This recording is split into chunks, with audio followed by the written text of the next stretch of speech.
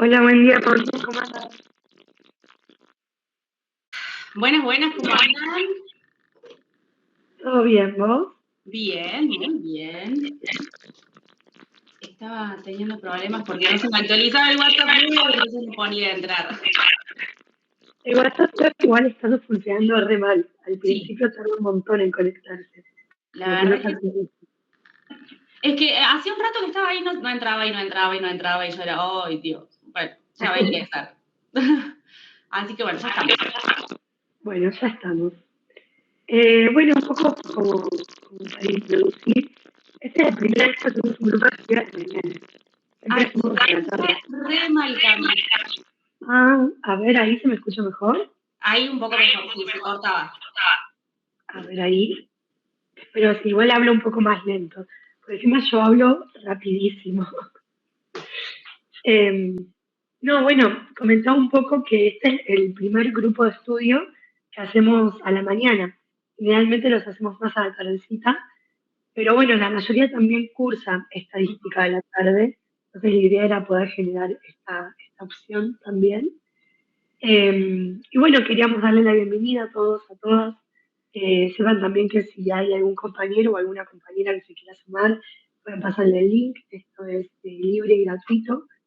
Y la idea un poco de este espacio desde el sur es que nos podamos encontrar como estudiantes, que nos podamos dar una mano. Sabemos que a veces cuesta poder seguir el hilo de algunas materias, como en este caso estadística. Está bueno saber que, bueno, que estamos ahí para apoyar y sobre todo para brindar herramientas para la cursada. Y en esta oportunidad contamos con la presencia de Paulina, que es una genia. Paulina es de la Universidad de Córdoba, pero hace muchos años también que da clases de estadística y da la casualidad que en Córdoba y acá tenemos más o menos los mismos planes, entonces nos permite poder abordar también lo de acá de la UBA. Y bueno, ella se desempeña como profesora también de esta materia, como grupos de estudio, así que también la pueden seguir. Ahora vamos a pasar también el Instagram, de clases particulares y demás, así que también invitarlos e invitarlas a que la puedan seguir y ver, y bueno, si les sirve también puedan sumarse. Paulina, te paso la palabra. Buenísimo, gracias, Cami. Bueno, antes que nada, bienvenidos y bienvenidas a todos. Cami, vos sabés que me hace mucho eco, así que te voy a silenciar, pero cuando vos quieras hablar, saca el silencio. Listo, genial. Bueno, bienvenidos y bienvenidas a todas y a todos. Soy Paulina, como bien decía Cami. Primero, antes que nada, gracias, Sur, por invitarme nuevamente. Había hecho un repaso hace 2 años porque el año pasado, justo para el repaso que íbamos a hacer, me quebré, entonces, bueno, no pude armar repasos el año pasado, pero ya vengo dando estadística hace aproximadamente 7 años. Soy de la Universidad Nacional de Córdoba, estoy haciendo mi tesis ya a punto de recibirme sobre el Día del Psicólogo. Hace poquito estuvimos en la UBA y ahí estuvimos charlando un poco con Cami y también surgió esta idea de retomar con las clases de repaso para ustedes y los grupos de apoyo. No sé si andan por ahí porque no veo ninguna cámara prendida, pero si quieren sumarse prendiendo las cámaras, a mí me ayudaría un montón. Este tipo de clases que yo doy de repaso, la idea es que no sea algo teórico, sino que podamos ir, que puedan ir interviniendo, ¿sí? Que puedan ir ingresando, que hagan preguntas, que compartan. Es re aburrido dar una clase teórica, ustedes ya tienen todos los videos de los profes grabados en YouTube, entonces la idea es que podamos ir compartiendo qué es lo que ustedes saben y cuáles son sus dificultades en realidad para que les vaya excelente en el próximo parcial que tienen de Galibert. Bueno, tenemos poquitos conectados, a lo mejor es por la mañana, puede ser, también es la primera repaso que hago a la mañana yo, creo, sí. Realmente también lo estamos grabando, al final pudimos Genial. grabar y también lo podemos difundir después. Buenísimo, buenísimo, genial entonces. Bueno, tenemos acá presentes a Mili. ¿Estás, Mili, por ahí? Voy a empezar a nombrarlos a ver si se animan a charlar conmigo un ratito. Sí, sí. Bien, Mili, gracias. Sos la primera que me apareciste, por eso te pregunté y te llamé a vos. Contame, Mili, ¿cómo vas con la materia? Sí, yo le había hablado a usted para las clases particulares, así que estoy más o menos. Bien. ¿Cuándo rinden ustedes? Porque sé que rinden en diferentes días, ¿o no? De acuerdo a las comisiones. Sí, yo rindo el 30. Ah, te falta un rato todavía. Bueno, podemos ver de ajustar por ahí alguna otra clase más como para ayudarlos cuando estén más cerquita de la fecha también. Está bueno eso. Aunque sea ahora dar un primer panorama, con todo lo que haga falta, obviamente, con sus dudas, pero después, si hace falta, podemos retomar y reforzar lo que estuvimos viendo. Bueno, gracias, Mili. Gracias. Maylen, ¿estás?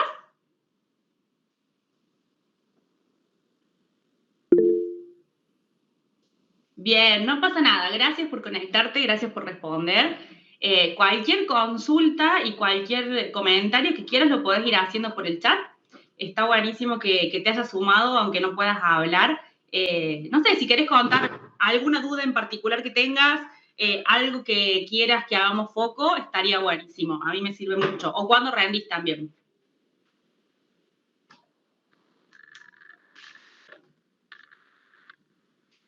El 27. Ah, también. Bueno, genial. O sea que todos a fin de mes. Buenísimo. También por eso la poca convocatoria. Siempre cuando están a punto de rendir, ahí se suman un montón porque le salve las papas.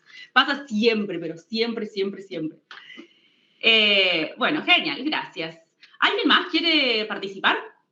¿Quiere contar cómo anda en la materia? ¿Qué dudas tienen antes de arrancar el repaso? Hola. Yo en realidad soy de la otra cátedra, tipo rindo mañana, claro, pero nada, como repaso general me sirve y ya estuve viendo algunos repasos anteriores tuyos, así que bastante bien. ¡Ay, genial! ¿Rendís mañana, dijiste? Sí. Uy, bueno, vamos a hacer lo posible entonces para sacarte las dudas también a vos de lo que tengas dentro de lo que se pueda. Una cosa que yo les digo siempre cuando doy estadística, en realidad la estadística no cambia, ¿sí? Van a cambiar los autores de los libros, pero la base es la misma. Justo sí, acá... Sí. Sí. Ahí lo pude, nada, estuve viendo y todo, y en general es todo lo mismo. Nada más que a mí me toman choice. Y nada, puede variar un poco eso, pero en contenidos generales. Bien. Bueno. En todo caso, pienso que, bueno, si tenés alguna duda con respecto a Choice, me podés escribir. Ahí está mi Instagram, paulina.psicología, y te puedo ir resolviendo las dudas que tengas, no tengo ningún drama. Buenísimo, gracias. Sí. Lucy, ahí dice que no tiene mic, no hay ningún problema. Cami dice, pasa que son súper espaciados los exámenes según comisión. ¿Alguien rinde en estos días, así mañana o la próxima semana? Creo que no. Porque supuestamente empezaban a rendir a partir de la semana que viene, tenía entendido según el calendario, pero puede que sea la próxima también. Bueno, ¿alguien más quiere contar su experiencia en estadística? Si no, arrancamos. ¿Listo? Arrancamos entonces. Bueno, como yo les decía, mi idea de hoy no es hacerles una clase teórica solamente porque me parece aburrido y porque además ustedes tienen las clases teóricas de sus profes. Vamos a hacer un repaso general, pero todas las dudas que ustedes tengan pueden participar de la clase, por supuesto, pueden comentar, escribir en el chat. Yo voy a estar ahí pendiente del chat para leerles. Y nada, espero que les sirva, que les sea útil y por supuesto todas las intervenciones son bienvenidas. Bien, bueno, vamos a arrancar. Denme un segundo que me dio como un estornudo, así que vino y está. Bueno, en algún momento voy a estornudar. Sepan disculpar las cosas que pasan cuando tenés alergia y estamos en septiembre. Bien, entonces, estadística y repaso para el primer parcial de Galibert. Ustedes tienen dentro de estadística, si no me equivoco y corríjanme, ustedes rendirían hasta la unidad número 3, ¿verdad? ¿O la 4 también entra? Tengo esas dudas principalmente. O si yo no rindo hasta las 3. Bien, perfecto. No tengo tu programa a mano, Justi. Ese es el único tema. Pero cualquier cosa vos me vas diciendo. Y bien, sí, las 3. Perfecto. Buenísimo, entonces. Más o menos van todas parecidas, algunas van a abordar un poco más, van a ir un poco más adelante que otras. Nosotros en la UNC, eso les iba a contar, que la estadística es lo mismo para generalmente todas las materias y todas las carreras.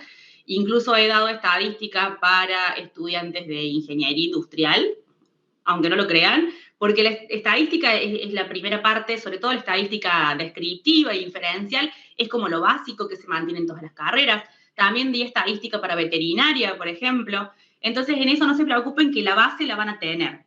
El libro que toma Galibert es el libro de Eduardo Bologna. Eduardo Bologna es el titular de la cátedra de la UNC, es profesor de la UNC, egresado de ahí, y hace, no sé si es egresado de la UNC, bueno, pero es profesor de la UNC y es titular de la cátedra de estadística, la cual es la que yo doy hace 7 años.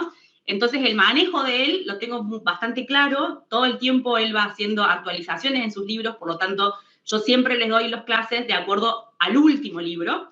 Si no me equivoco, ustedes tienen que estar trabajando con que es el método estadístico de investigación, es este azul y a ver si se ve porque me da justo, bueno, ahí. En realidad, este libro es el anterior, si no me equivoco, así que yo les voy a dar la clase de acuerdo a la última edición, que es la del año pasado, 2020 de pandemia, que la hice online. Agrega algunas cositas mínimas, digamos, pero, y también de acuerdo a los apuntes de las clases que fui tomando de sus clases, de los materiales de teórico. De todas maneras, cualquier cosa, obviamente, como les dije recién, me pueden ir interrumpiendo y me pueden ir preguntando.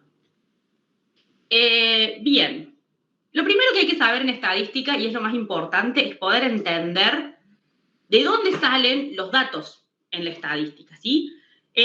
Por eso, siempre en la primera parte del libro de Bologna, ustedes van a ver que él hace una distinción entre lo que es la estadística descriptiva y lo que es la estadística inferencial. Yo acá les puse que la estadística descriptiva lo que hace es resumir los datos, mientras que la inferencial generaliza los datos a la población. Y este concepto es clave, y yo soy rompe con esto de que vayamos primero siempre a las bases, porque estadística, todo lo que vayan viendo, se va a ir complejizando. Entonces, ahora empezamos con esta distinción entre muestra y población, pero para el segundo parcial, ustedes van a tener distintos estadísticos que van a hacer referencia a la muestra y otros distintos que van a hacer referencia a la población. Entonces, si ya de ahora no entienden esta distinción entre los conceptos, se les va a complicar un poco, la verdad. Entonces, lo primero que tienen que saber es esto. Nosotros, dentro de esta primera parte de la materia, vamos a trabajar con los datos que se obtienen a partir de una muestra. ¿Qué es una muestra? Es un subconjunto de la población, ¿sí? Tenemos una población de muchísimas personas y que muchas veces no llegamos a ver o analizar los datos de cada una de las personas que forman parte de la muestra. ¿Cuántos estudiantes pueden llegar a haber en psicología en la UBA? No sé, por lo menos debe haber, qué sé yo, no sé, 20.000 alumnos, no sé. Ya en Córdoba somos 10.000, o sea, en la UBA me imagino que serán muchísimos más. Imagínense si ustedes tuviesen que estudiar algo relacionado a, no sé, la forma que tienen de estudiar o el consumo problemático de sustancias en estudiantes de psicología de la UBA. No hay forma, ni tiempo físico, ni dinero, ni nada para poder abarcar una población tan grande como las facultades. Entonces, la idea es poder sacar una parte de esa población, extraerla, que va a ser ese subconjunto, y aplicar a esa muestra diferentes procedimientos estadísticos que después nos van a poder permitir generalizar los resultados a todos aquellos datos, aquellos casos que no van a ser observados, ¿sí? Entonces, en la muestra sí tenemos datos que son observados. Uy, esta forma de escribir no se va a entender nada, pero en la muestra sí vamos a tener datos que son observados, mientras que en la población todas estas personitas no van a ser observadas. Solamente vamos a poder estimarlas a partir de los datos que saquemos de este subconjunto de la población. ¿Sí? Yo les voy preguntando a cada rato si ustedes entienden o no, porque no los veo, entonces no puedo ver sus caras y no sé si me van siguiendo o no. Acá dice Cami que son 26.000 estudiantes en psico, una banda. Sí, realmente una banda. Muchísimo. Bueno, el año que viene capaz que me tengan ahí, porque tengo ganas de... Bueno, no importa. Después les cuento. Vamos a seguir entonces con la próxima.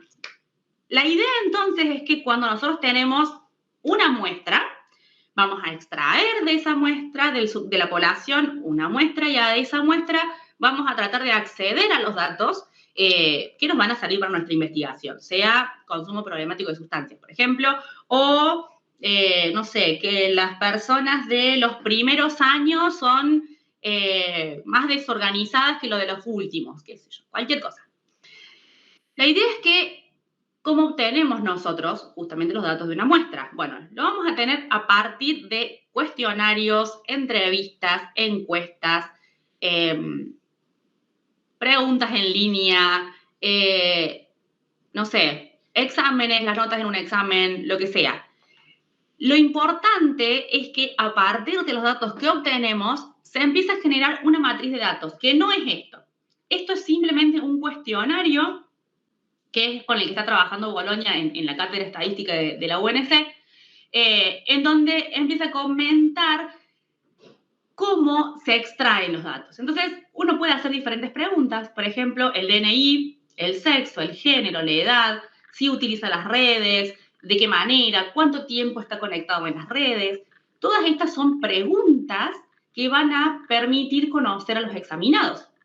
Y fíjense que acá tenemos el número de cuestionario, son 4, puede ser 300, puede ser 500, puede ser 1000. No importa la cantidad, lo importante es que uno pueda contabilizar a cada una de las personas que forman parte de la muestra.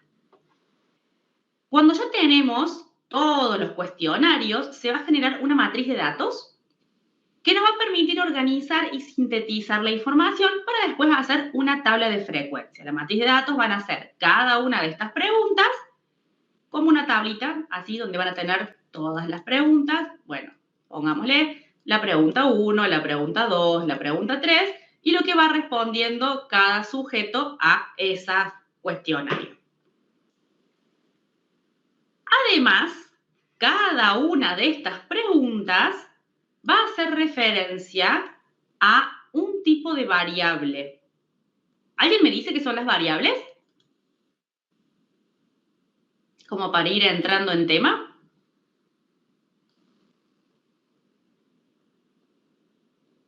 Lo que estamos estudiando. Bien, lo que estamos estudiando. ¿Y a qué haría referencia entonces las variables? O sea, vamos a tener variables, vamos a tener unidades de análisis y vamos a tener categorías. Esas variables van a tener que ver con el objetivo del estudio y cómo va variando lo que queremos estudiar. Y a partir de ahí vamos a tener categorías. Por ejemplo, todas estas, lo voy a poner con otro color para que se entienda mejor, pero todas estas son categorías de la variable ¿cuál de las siguientes redes sociales más utilizaste la semana pasada? Vamos a trabajar un poquito acá. Exacto, son las características de lo que estamos estudiando. Exactamente. Vamos a trabajar un poco con esto porque nos viene bien para empezar a repasar y ver qué tanto entienden de lo que son las variables. Si hablamos de DNI del encuestador, ¿qué tipo de variable sería?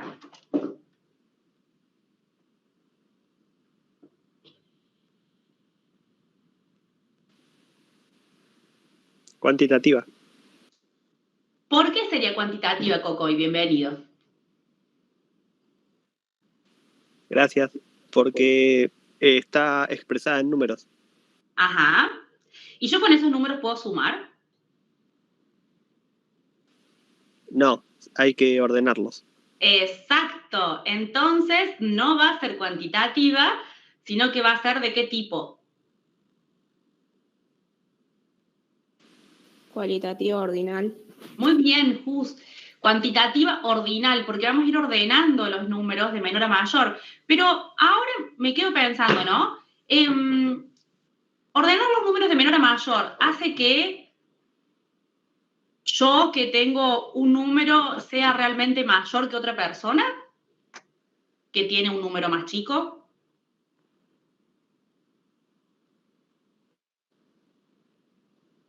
No sé si se entiende la pregunta.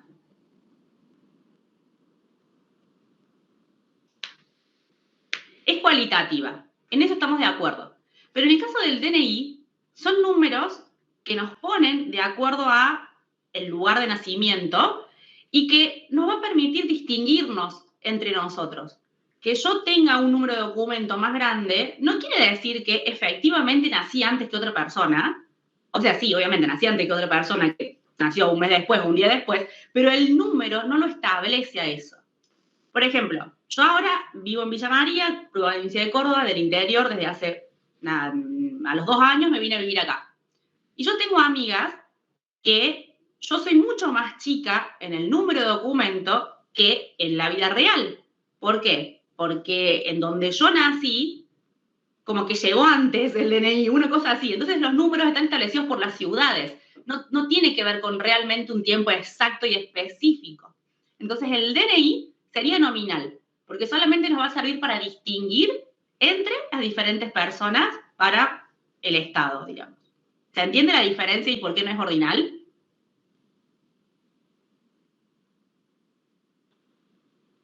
Bien, si no me dicen. Genial. Bueno, entonces acá tenemos también sexo, tenemos varón y mujer, estas serían las categorías de la variable. ¿Cómo sería sexo? ¿Qué tipo de variable sería?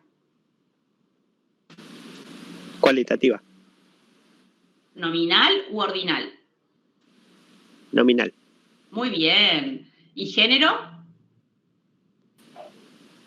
La misma, nominal. ¿Y edad? Esa sí es ordinal. No es ordinal. ¿Yo puedo sumar las edades que hay entre los que estamos acá, por ejemplo?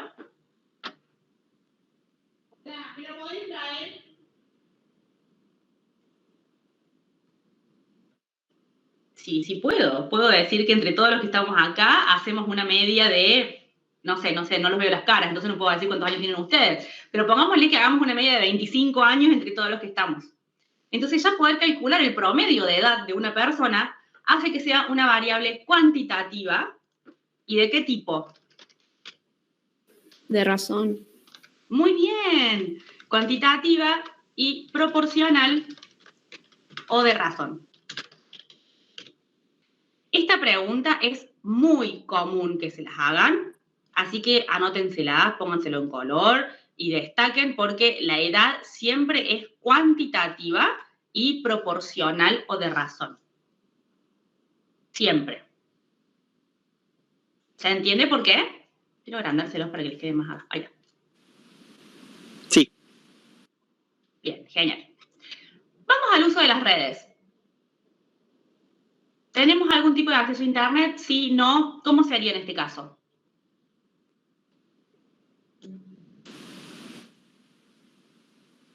Cualitativa. Muy bien. ¿Nominal u ordinal? Nominal. Bien. ¿Cómo le pondrían de nombre a esta que dice acá, esta pregunta 5? ¿Cuál de las siguientes redes sociales que más usaste la semana pasada? Es la que más usaste la semana pasada y da una lista de redes sociales. ¿Qué nombre le pondrían a esta variable?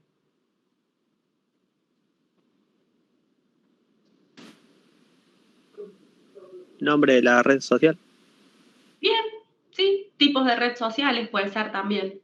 Este es un ejercicio porque cuando tienen preguntas tan largas, está bueno que ustedes puedan sacar la información y resumirla. Justamente eso es lo que estamos haciendo en estadísticas, resumir los datos que tenemos para que sea de fácil lectura y de fácil acceso.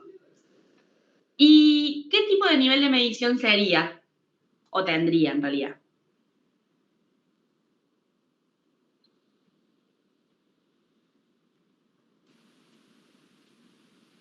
También es cualitativa nominal. Bien, cualitativa nominal. Y la pregunta 6 que habla de cuánto tiempo en minutos estuviste conectado a las redes, ¿qué nivel de medición tendría?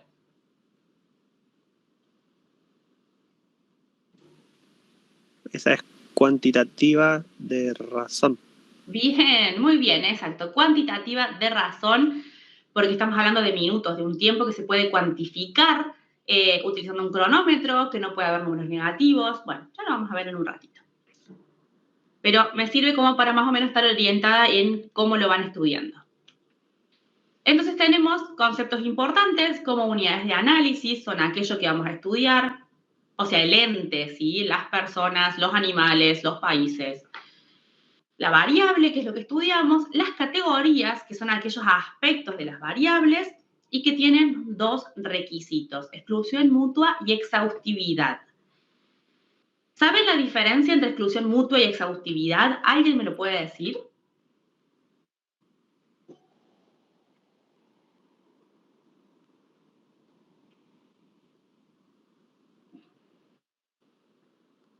Si no la tienen tan clara, igual pueden tirar algo, ¿eh? No, acá estamos aprendiendo. Sí, eso es exhaustividad, tenía que ver con que las modalidades tenían que como abarcar a todas las posibilidades que existieran. Y exclusión mutua era que si un valor estaba en una de las categorías, no tenía que estar en el otro. Perfecto, está muy bien la distinción.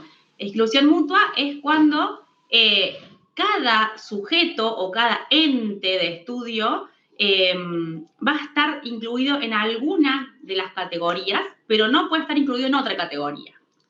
En el caso de las preguntas de recién, por ejemplo, acá, ¿cuál de las siguientes redes sociales es la que más usaste? En esta sí hay exclusión mutua. No hubiese exclusión mutua en el caso de que dijera cuál de las siguientes redes sociales usaste durante la semana pasada. Entonces ahí yo puedo decir, bueno, entré a Instagram, entré a Twitter, entré a Tinder, entré a Snapchat, por ejemplo. Ahí ya la persona se encontraría en 4 categorías de variable, lo cual sería muy difícil poder determinar esos datos, ¿sí? Sería muy difícil poder determinar, por ejemplo, el modo, la media no porque es una variable nominal, pero el modo o la proporción de casos también sería difícil. Entonces, sí.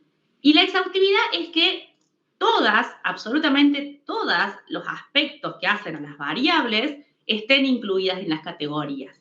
Por eso, generalmente, cuando se preguntan cosas tan abiertas como, por ejemplo, el género, se suele preguntar por otros o cuál es la red social que utilizaste. Uno no puede abarcar todas las redes sociales que existen. Entonces pone una categoría de otros y ahí ya los incluye.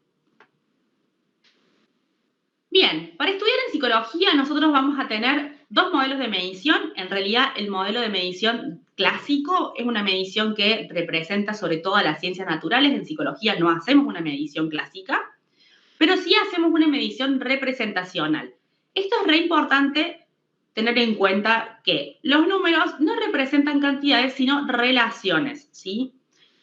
Ustedes se nota que ya lo más o menos lo manejan porque estuvimos hablando de los diferentes niveles de medición. Estos niveles de medición son aquellas relaciones que se van a establecer entre los números. Entonces, cuando hablamos de una relación nominal o nivel de medición nominal, ¿cuál sería el tipo de relación que se establece entre los números? ¿Para qué estamos utilizando los números en las escalas de medición nominales? Son las cualidades. ¿Cómo sería eso? Claro, las diferencias que se establecen, por ejemplo, hombre y mujer. Bien, las diferencias. Entonces, los niveles de medición nominal, lo primero que van a hacer, o por ahí lo único que hacen, es diferenciar entre 2 categorías que pertenezcan a la misma variable, por supuesto, pero sin darle ninguna otra connotación más que distinguir y diferenciar. Pongamos, yo acá los veo a ustedes conectados y la primera persona que veo es a Cami, después veo a Milagros y tercero veo a Mailén. Entonces, yo les puedo poner 1, 2 y 3 a ustedes y si yo abro la pantalla, la agrando, la achico a medida que ustedes vayan hablando, van a ir cambiando el orden en que están en la pantalla. Entonces, ese número va a cambiar. A lo mejor Milagros pasa a ser la número 5, Cami pasa a ser el número 7, y eso no va a importar porque no va a tener ningún sentido el orden en que estén las variables, ¿sí? Las categorías de las variables, porque solamente nos permiten diferenciarlas, como veíamos en el caso del número de documento, que es un número que nos permite diferenciarnos de otros. ¿Qué ejemplos tenemos de variable nominal? A ver, denme alguno.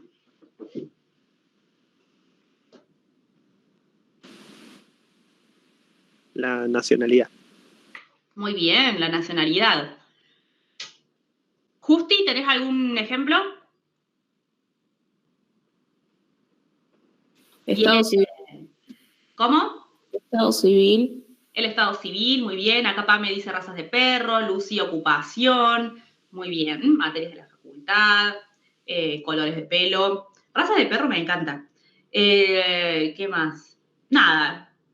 Cualquier tipo de cosa que uno pueda solamente distinguir, los muebles que tengo, con respecto a si el tipo de muebles son de madera, de, qué sé yo, no sé, de cemento o de hierro, pongámosle.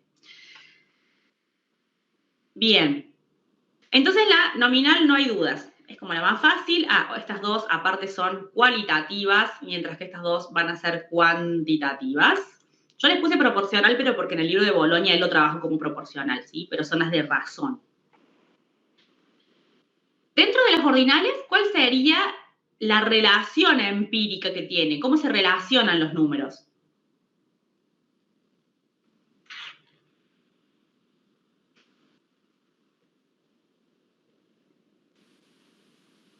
Ahí se establece el orden.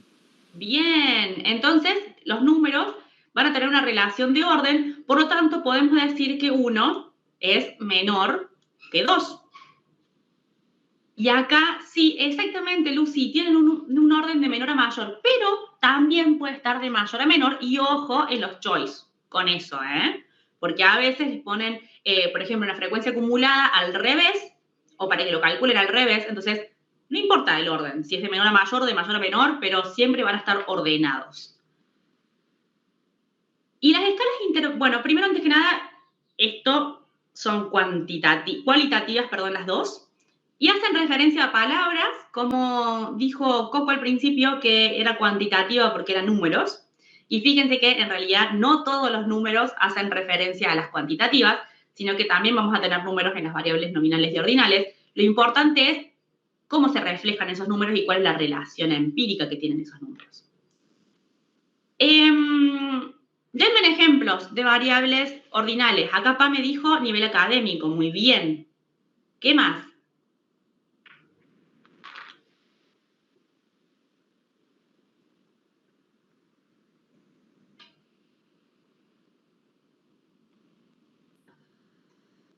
Clase social, grados.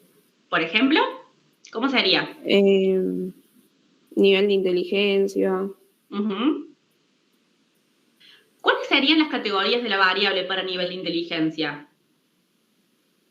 Cualquiera, no solamente Justi, es porque justo ella preguntó, ¿no? Pero... ¿te dicen Justi o te dicen Justi? Amo tu nombre. Justi con J. Bien, Justi. Yo siempre dije que si tenía una hija le iba a poner Justina Aurora, y obviamente estoy soltera y sin hijos, ¿no? Pero siempre dije que le iba a poner ese nombre y me encanta. Así que bueno, perdón por haberte dicho con Justi, y es Justi. Alto, medio, bajo, dice Mailén. En el caso de la inteligencia, si hablamos de inteligencia baja, media o alta, estamos en presencia de una escala ordinal. Y si yo les digo que tengo un coeficiente intelectual de 100... de intervalo. Bien. Y si yo les pregunto, ¿están ansiosos por rendir mañana? Nominal. ¿Y qué tan ansiosos están por rendir?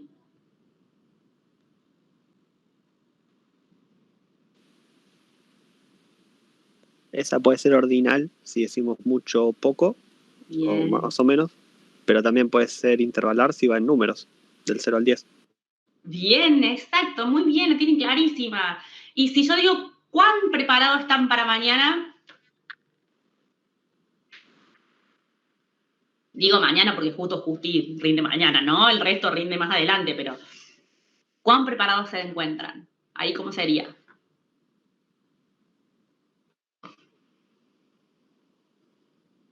¿Ordinal?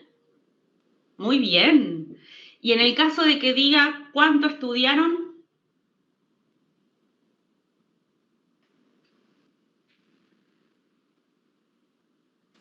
Ordinal. ¿Y si es en horas?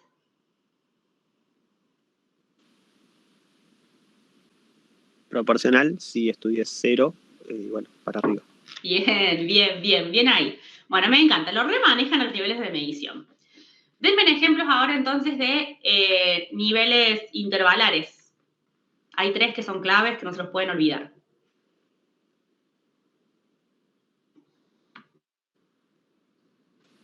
La temperatura.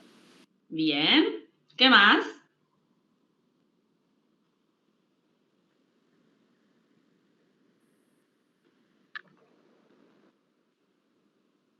Ay. Vamos, pueden, lo saben. Vienen re bien. Las distancias, dice Lucy, en realidad las distancias es la relación empírica, que ya me había olvidado de decirlo. La relación empírica que tienen las variables intervalares es la distancia. Puntajes de un test. Puntajes de un test, muy bien. Y el calendario. Perfecto. Y el calendario. Yo acá les voy a anotar lo que dijo recién Lucía de las distancias. Lo que va a querer decir la intervalar entonces es que, por ejemplo, 2 menos 1 va a ser igual a 4 menos 3. O sea que en realidad en los dos tenemos un 1, ¿sí? Las distancias se mantienen proporcionales o equivalentes. Perfecto, el calendario, las pruebas psicológicas y la temperatura. ¿Qué característica fundamental tienen las escalas intervalares? A diferencia de las proporcionales.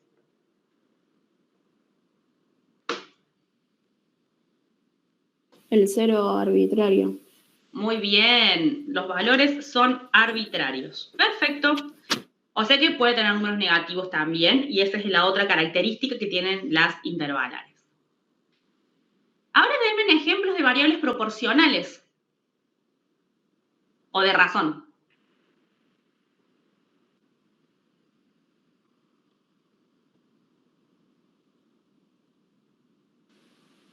Ahí puede ir el tiempo de reacción en una prueba psicológica. Bien, los tiempos de reacción, recién dijimos la edad, ¿qué más?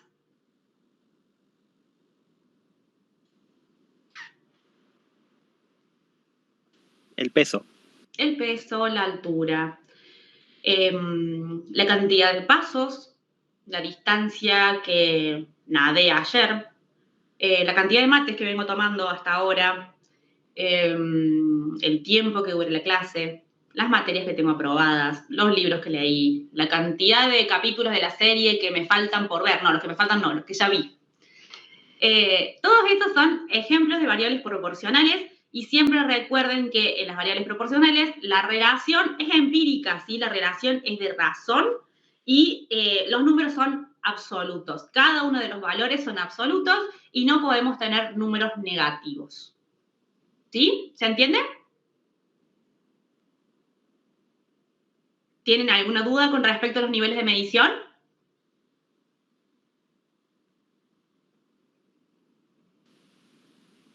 No, todo bien. Bien, seguimos entonces adelante. Vamos a ir... ¡Ay! ¿Qué pasó acá que no me deja? Ahí está. Distribuciones de frecuencia. Cuando ya tenemos, entonces, nosotros aplicamos a nuestra matriz de datos a partir de los datos que obtenemos de la muestra y vamos a tomar una de esas variables para armar una tabla de distribución de frecuencias. Acá falta la frecuencia porcentual, que ustedes la ven, pero en el libro Boloña no está y, bueno, tenía justo la tabla de esta mano, pero acá le pueden agregar tranquilamente al lado la frecuencia porcentual y listo, que es así. Bueno, algo así. Tenemos la tabla de distribución de frecuencia en donde vamos a tener la variable, ¿sí? Y las diferentes categorías que van a asumir esa variable. En este caso es en intervalo, pero puede ser que no sea en intervalo. Puede ser una variable que sea nominal, proporcional, intervalar u ordinal o cualquiera de esos 4 tipos. N va a significar el número total de casos y ahora quiero que me digan qué significa cada una de las Fs. La primera F, ¿qué representa? O si me quieren contar cuáles son los 4 tipos de frecuencia que tenemos. 5. Bien, es la absoluta. ¿Qué significa la frecuencia absoluta?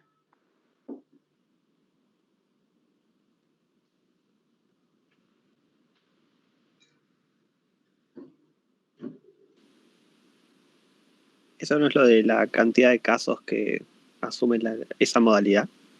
Exacto, son las cantidades de casos que tenemos de la muestra que van a asumir esa modalidad, como dice, bueno, en realidad esa categoría de la variable. Entonces podemos decir, por ejemplo, que si queremos saber cuántas personas tienen entre 28 y 37 años, vamos a decir que tienen 40 personas, tienen esa edad, ¿sí? Directamente, es la cantidad de casos de cada categoría de la variable. Después tenemos lo que es la frecuencia relativa simple. ¿Y qué es esta frecuencia? ¿A qué hace referencia? Esa es la de la división de la de recién, de la absoluta, por el total de la muestra. Bien. Y tiene que ver con la proporción de casos, esa en realidad es la definición, la proporción de casos que asume esa categoría de la variable. Entonces, si estábamos hablando que tenemos 40 personas con 28 y 37 años a 37 años, podemos decir que representa el 27% de la muestra, que esa sería la frecuencia percentual. Acá lo voy a anotar. Siempre la frecuencia relativa y la percentual van a ir de la mano. La frecuencia relativa es en términos de proporción y la frecuencia percentual va a ser en términos de porcentaje. Acá les voy a poner 27%. Entonces, 40 personas tienen edades entre 28 y 37 años que corresponden a una proporción de 0,27 o al 27% de los casos. Si pensamos en la que sigue, que es la frecuencia acumulada, ¿qué significa?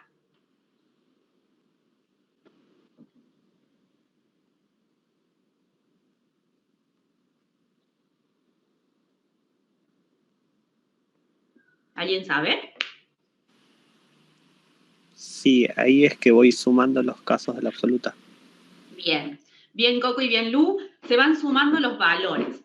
En realidad, la definición de frecuencias acumuladas dice que es el valor propio de esa categoría de la variable y todos los anteriores. Por eso la idea es que se vayan sumando. Entonces, para este valor de 80, por ejemplo, yo puedo decir que tengo 80 personas, y presten atención porque esta es la lectura, tengo 80 casos o 80 personas que tienen 47 años o menos, porque ahí va a incluir desde el 18, que es la primera categoría, hasta el 47, que es la edad máxima, digamos, para este 80. ¿Se entiende eso?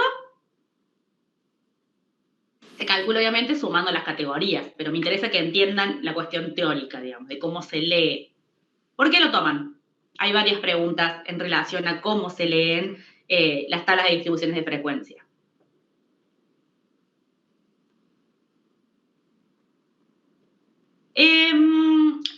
La verdad que no sé si el profe o la profe en realidad los utiliza prácticamente como máximo o como mínimo, pero puede ser que sean 80 casos, tienen 47 años como máximo y 18 años como mínimo. Sí, puede ser. Siempre teniendo en cuenta que es 47 o menos, hasta 18, todas estas edades van a ingresar dentro de las 80 casos que conforman la muestra. O sea, hasta 80 casos tienen hasta 47. Si hablamos de la frecuencia relativa acumulada, ¿a qué estaríamos haciendo referencia?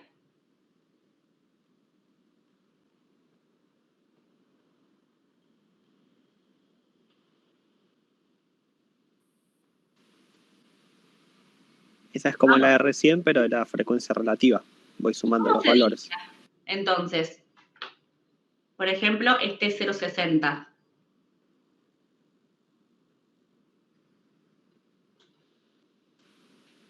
O sea, es la cantidad de casos que engloban hasta ese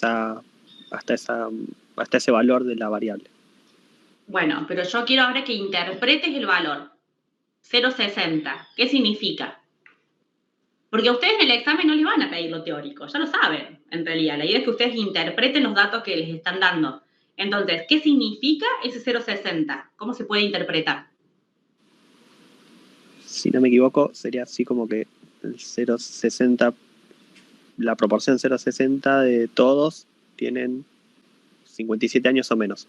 Bien, perfecto. Acá vamos a tomar el número mayor y va a incluir todas las... Uy, cualquiera. Va a incluir todas las categorías que están, incluyendo esa y por debajo. ¿Dudas que tengan de las distribuciones de frecuencia?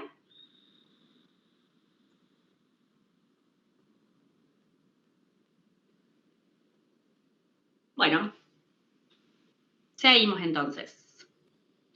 Representación gráfica, esto es muy sencillo, para variables nominales. Puede que les aparezca alguna otra en sus libros. En general, las que más se utilizan, yo les recuerdo que esto está tomado del libro de Bolonia. Para variables nominales tenemos el gráfico de barras, el gráfico de torta, que es el de sectores circulares. También puede aparecer el gráfico de barras apiladas, también. Estas son hechas en Infostat. Después tenemos para variables cuantitativas el histograma, que es este de acá. Vamos a ponerle nombre para que no se equivoquen. Histograma. Pero no me gusta en rojo, es como que los estuviera retando. Vamos a poner en azul. Y acá tenemos lo que se llama ojiva de Galton. A partir del histograma se puede hacer otro gráfico. ¿Y cómo puede ser ese gráfico? ¿Cómo se llama? ¿O cómo se hace? ¿Alguien sabe?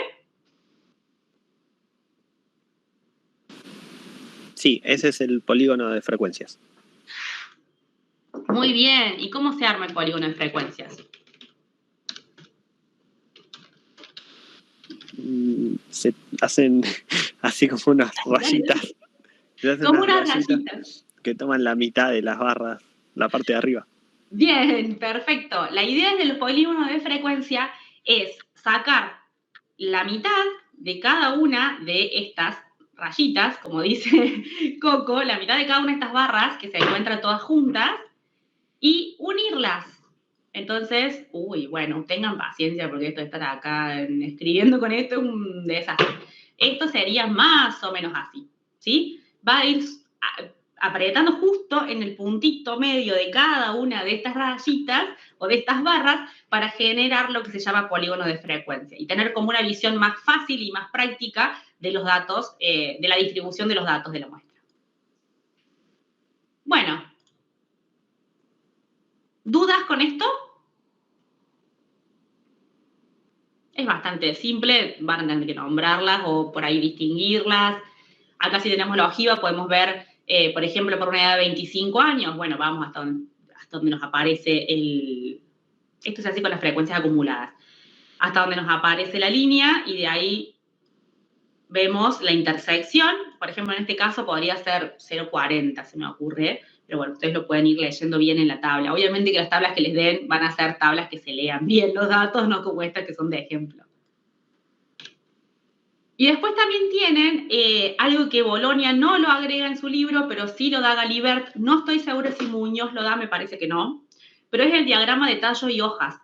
La idea de este diagrama es poder representar, por un lado, los decimales y por otro lado, los valores que están dentro de los decimales para poder abordar de una manera más fácil cómo se distribuyen los datos. La idea es esa, es ver cómo están distribuidos los datos. Entonces podemos saber que, por ejemplo, la mayor distribución de los datos, o sea que en 20, en 21, 23, 23, 26, 26, tenemos más cantidad de casos, ¿sí? Que entre, no sé, entre los 10, los 30, los 40. ¿Entienden cómo se hace el diagrama de tallo y hojas? Porque vi que ahí en algunas guías lo pedían. Acá Lucy dice que se complica un poco más. Supuestamente este diagrama ayuda a la lectura y es un poco más fácil. Honestamente, yo la primera vez que lo vi me dije que no entendía cómo se aplicaba. Tuve que buscar tutoriales, no para ahora, para la otra vez, porque no lo había visto jamás en la vida y no sabía cómo se hacía esto. Pero la idea es que ustedes cuando tienen un conjunto de datos, por ejemplo acá 15, 16, 21, ustedes tienen que poner el valor que antecede, ¿sí? El primer valor en el tallo. Entonces ponen, acá tenemos dos unos, ponen el tallo 1. Este tallo 1 va a representar a un sujeto que obtuvo, por ejemplo, un puntaje de 15, y acá tenemos el 5, y a un sujeto que obtuvo un puntaje de 16, y acá tenemos el 16. Después tomamos, por ejemplo, el 21, lo voy a hacer con resaltador. Tomamos el 21, tenemos el 2, anotamos el 2. Entonces acá tenemos una persona con 21, una persona con 21, dos personas que tienen 23 años, por ejemplo, si hablamos de la edad, dos personas con 3 años, dos personas con 6 años, dos personas con 6 años. Entonces ya podemos, solamente mirando este diagrama, ver que la mayoría de las personas de nuestra muestra tienen entre 21 y 26 años, por ejemplo. ¿Se entiende? Porque acá tenemos más cantidad de casos en este tallo, en el tallo número 2, que corresponde a los valores de 2 hasta 29. ¿Se entiende más o menos o no? Sí, perfecto. ¿Lucy? Y el resto, ¿no? Es porque justo Lucy dijo que se había complicado. Porque a veces hacen las primeras acumuladas, van hacia arriba, hacia abajo, pero cuando llega a la media, la acumulada va de abajo hacia arriba. No sé si no se entendió lo que pusiste. Pero no importa. Creo que más o menos sé para dónde vas. Acá nosotros tenemos las frecuencias absolutas, ¿sí? Cuántas cantidad de casos tenemos en cada categoría de la variable.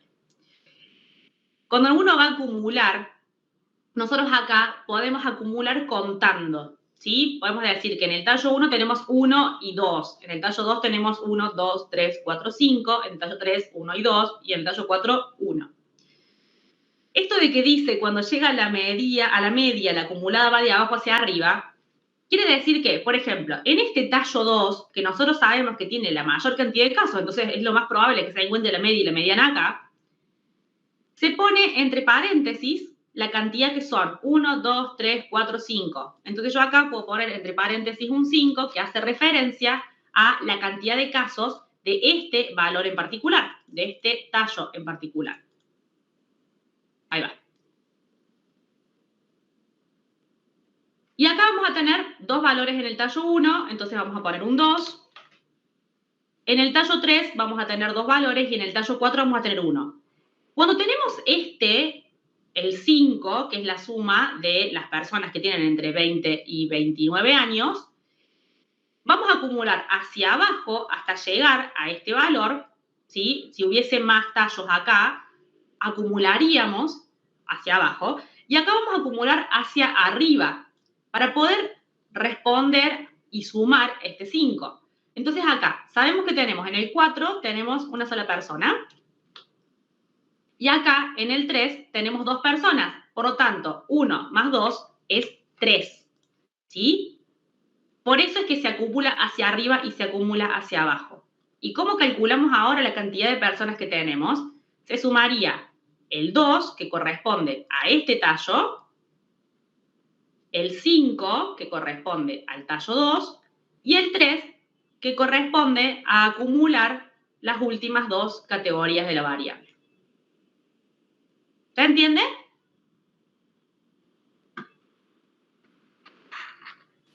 Sí. Genial. ¿Lucy? ¿Y el resto?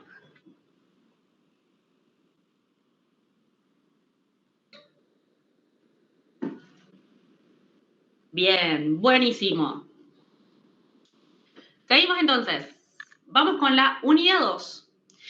En esta unidad vamos a trabajar, es la unidad por ahí más compleja de los que le toca rendir ahora, con tres tipos de medidas. Vamos a tener, en primer lugar, las medidas de posición. Después vamos a tener, y se las anoto acá abajo, pero están en el Power después. En segundo lugar, las medidas de variabilidad. Y en tercer lugar, vamos a tener las medidas de forma. Lo primero que vamos a ver ahora, por supuesto que van a ser las medidas de posición, pero se las dejo anotaditas acá como para que sepan que tenemos dos tipos de medidas más. Ahí. Las medidas de posición van a tener que ver con La tendencia central, o sea, hacia dónde están los datos, hacia dónde se encuentra la tendencia de los datos, o no centrales. Dentro de las centrales, este cuadrito está muy bueno, así que si se lo anotan, le hacen una script de pantalla, lo que sea, les va a servir para organizar mucho, no solamente esta unidad, sino las unidades que siguen. Porque empiezan a tener problemas por ahí en acordarse cuáles son las medidas que corresponden a cada una de las variables, ¿sí? Entonces está bueno que lo puedan anotar. Dentro de las centrales vamos a tener, de acuerdo a las variables nominales, ordinales o las cuantitativas. Dentro de las nominales vamos a tener, en primer lugar, la proporción.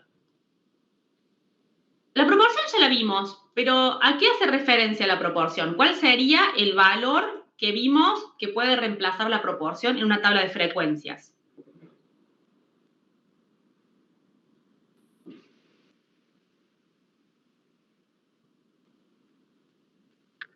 ¿Qué es la proporción? A ver.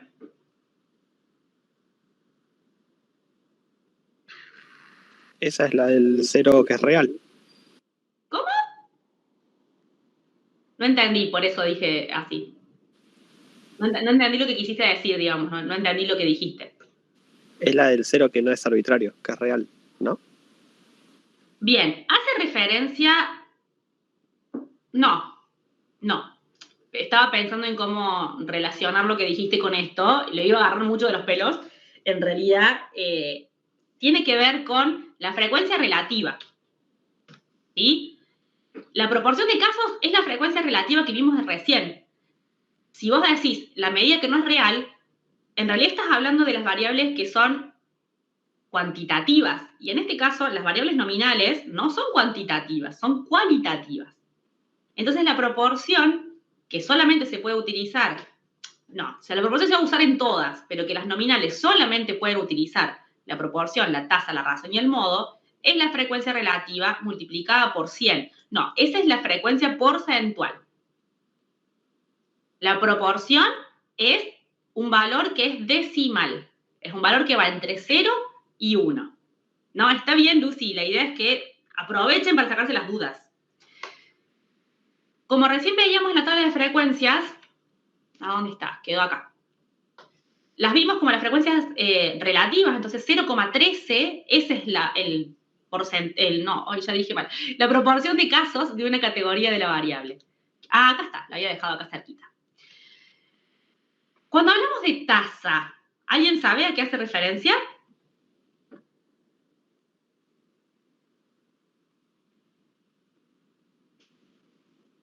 Es un concepto que no se da mucho. La profe Galiber lo menciona. Boloña también, pero no lo suelen tomar mucho. Pero hace referencia también a la frecuencia relativa, o sea, cuál es la proporción de casos que tienen alguna, o que participaron en algún fenómeno de estudio, por ejemplo, cuánta cantidad de personas asistieron a, no sé, a Lollapalooza el año pasado, por ejemplo. Es la proporción de casos que se encuentran o se encontraron en un lugar determinado en un tiempo determinado, ¿sí? Esa es la diferencia con la proporción. La proporción es una cantidad de casos en particular que van a asumir una categoría. En cambio, la razón tiene que ver con, a esa proporción, asignarle un lugar y un espacio.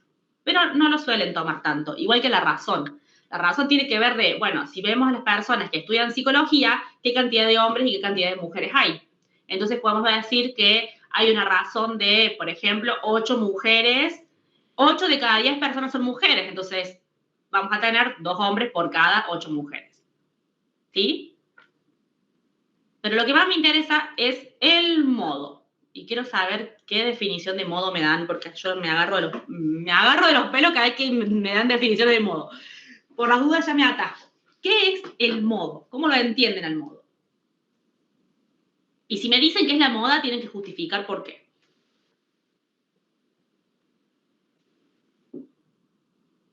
Y ahí no participaba más nadie, se iban todos del grupo. Es la frecuencia más observada. Bien, Lucy. Y aquí nos referimos con la frecuencia más observada. Y no es la frecuencia en realidad, pero nos sirve la frecuencia más observada, va por ahí.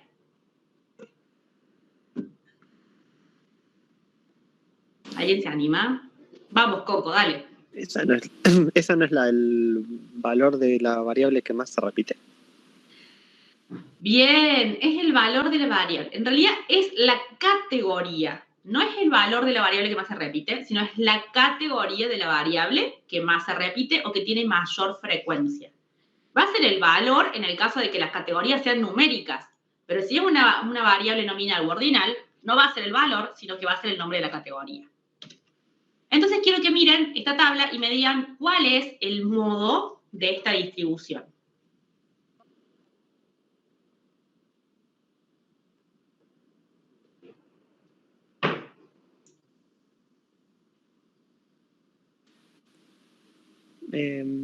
Sería el intervalo de 3, 0, 3, 5. Bien, exactamente. Esta es el resultado correcto y es que el tiempo de reacción fue de 3,035. Nosotros nos vamos a buscar dentro de la frecuencia simple cuál es el valor que más se repite o cuál es la que tiene mayor frecuencia para poder analizar cuál es la categoría, ¿sí? Que es el modo. El modo siempre es la categoría de la variable que tiene mayor frecuencia. Muy bien. Después tenemos dentro de las variables ordinales a la mediana. ¿Qué entienden por mediana?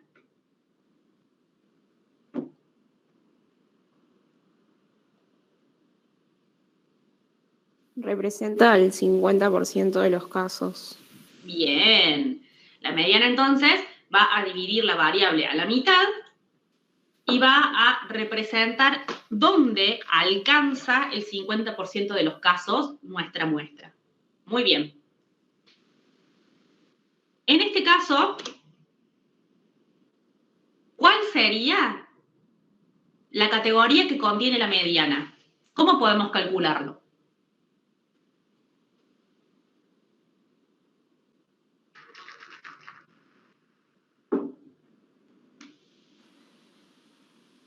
A ver, por ahí digo cualquier cosa, pero Dale. si nosotros, considerando que es hasta la mitad, si nosotros tenemos el total que es 34, la mitad sería 17. O sea, tenemos que ir a la frecuencia absoluta acumulada y fijarnos qué valor está dentro de ahí, del número 17. Exacto, muy bien. Como tenemos, vamos a hacer n dividido 2, ¿sí? Para sacar el 50%, n es 34. Entonces nos da 17, de 17 buscamos cuál es la siguiente, o sea, la que pasa, porque tiene que incluir a la mediana. Entonces podemos establecer que el tiempo de reacción en segundos que contiene la mediana es este, que va de 2,0 a 2,5. Excelente, muy bien. ¿Y la media a qué hace referencia? Al promedio. Al promedio de los casos. Y en este caso, lo que se hace es sumar todas las observaciones que tenemos y dividirlas por el número total de casos para calcular el promedio, ¿sí? Si yo quiero saber, no sé, cuál es el promedio académico, bueno, voy a sumar todas las notas que tengo en el examen y lo voy a dividir por el total de notas que tengo. Y ahí me va a sacar cuál es el promedio académico que tengo. ¿Alguna duda les quedó con respecto a las medidas de centralidad?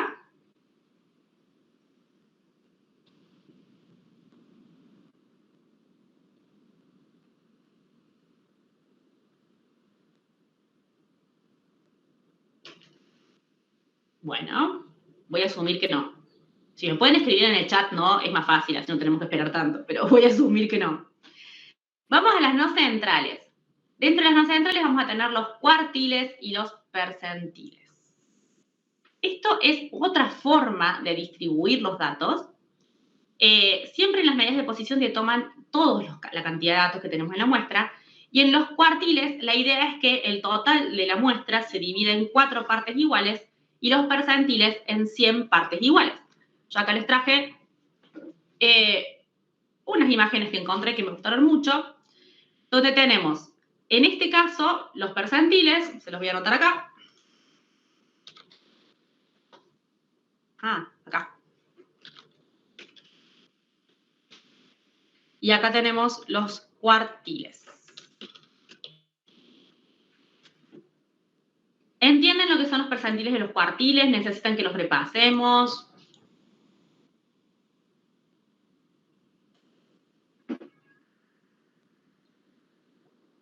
Si hacen silencio, obvio que yo voy a hacer una pregunta, ¿no?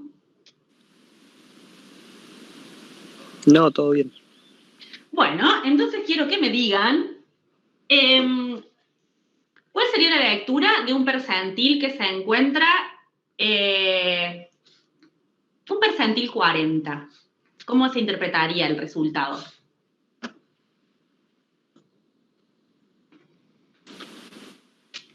Eso sería el valor que supera el 40% de los casos y es superado por el otro 60%.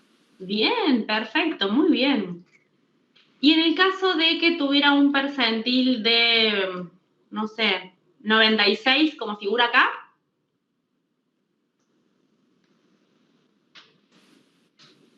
Y ahí sería el puntaje o el valor que supera el 96% de los casos y es superado por el otro 4%. Muy bien. ¿Y cuál es la diferencia de los percentiles con el rango percentilar?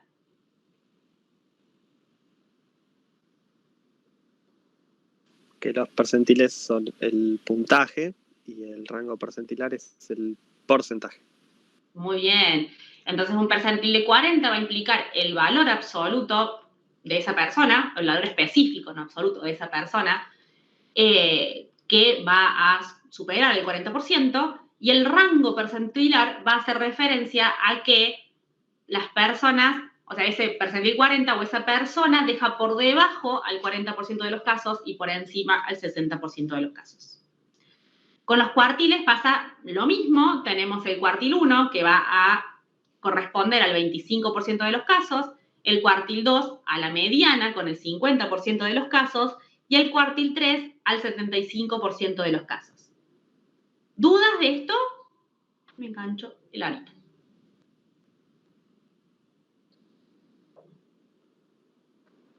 ¿No? ¿Están bien?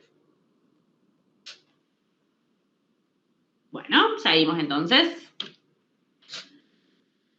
En la forma que asume la distribución vamos a tener lo que es el coeficiente de asimetría, kurtosis, boxplot. Cuando hablamos de asimetría, vamos a estar hablando siempre de en qué lugar se encuentra la media y la mediana. Cuando tenemos una variable que es simétrica, la media, la mediana y la moda coinciden, van a estar en la parte central de la campana de Gauss.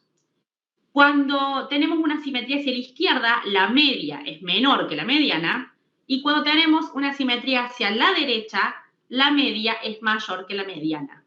Con que se sepan esto, suficiente. Acá vamos a tener también que la simetría a la derecha va a tener un coeficiente de 1, superior, perdón, a 1, y la simetría a la izquierda va a tener un coeficiente negativo, porque tiende hacia la izquierda. Después tenemos lo que es kurtosis. La idea es acá que puedan distinguir entre estos tres tipos de formas. La leptocúrtica es más achatada abajo, ¿sí? Los valores extremos se reducen y se agranda el gráfico hacia arriba. La mesocúrtica es la que representa la distribución normal, simétrica, y la platicúrtica es más achatada en los valores, entonces está mucho más distribuida los datos de la muestra, porque los valores extremos se empiezan a agrandar, ¿sí? Esa es la diferencia que tenemos entre la lepto y la plati. En la leptocúrtica los datos están mucho más concentrados, mientras que en la platicúrtica los datos están mucho más dispersos. Y por último, tienen boxplot. Acá en boxplot ustedes van a tener una caja que va a representar la amplitud intercuartílica. ¿Qué es la amplitud intercuartílica? La distancia que hay entre el cuartil número 3 y el cuartil número 1 que vimos recién. Entonces, vamos a tener una cajita donde el techo va a ser el cuartil 3 y el piso va a ser el cuartil 1. ¿Sí? Entonces, esta cajita va a representar el 50% central de nuestra muestra. Y también por el tamaño podemos establecer cuál tiene mayor dispersión que otra. Esta, por ejemplo, de ocupados va a tener más dispersión de aquellas personas que están inactivas. porque la caja es mucho más grande. Entonces, a medida que agranda la caja, hay mayor dispersión de los datos, que en las que son más chiquititas, los datos están más concentrados. También podemos ver la asimetría. En este caso, siempre la línea está al medio, por lo tanto, podemos establecer que es simétrica. Pero en el caso de los desocupados, la línea está por debajo. Entonces, o sea, más cercano al cuartil 1. Entonces, en este caso, podemos establecer que es asimétrica a la izquierda. En el caso de que tuviéramos una cajita donde la línea media vaya hacia arriba, acá sería una asimétrica a la derecha. ¿Se entiende? ¿Dudas con boxplot? ¿O con kurtosis? ¿O con asimetría?